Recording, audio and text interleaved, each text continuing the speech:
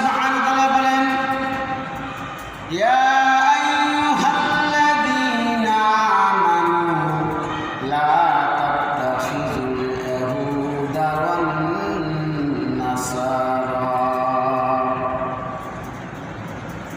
আল্লাহ সুবহানাহু ওয়া তাআলা বলেন, হে ইমানদারগণ,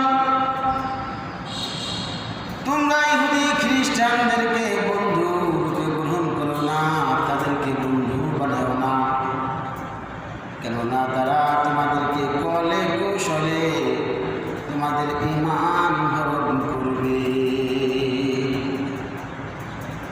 ইহুদি খ্রিস্টানরা এদের দালালগুলো আছে।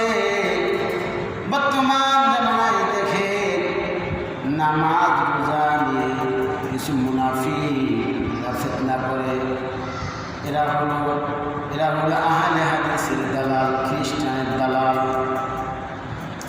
এরা দেখবেন রমজান মাসে 20 রাকাত তারাবিকে 8 রাকাত বলবে, তারাবির নামাজের মধ্যে ফিতনা করবে, রফায়দান করতে হবে, জোরে আমিন চিল্লা বলতে হবে, পাওয়া গাইতে হবে, বিভিন্ন রকমের ফিতনা এরা করে।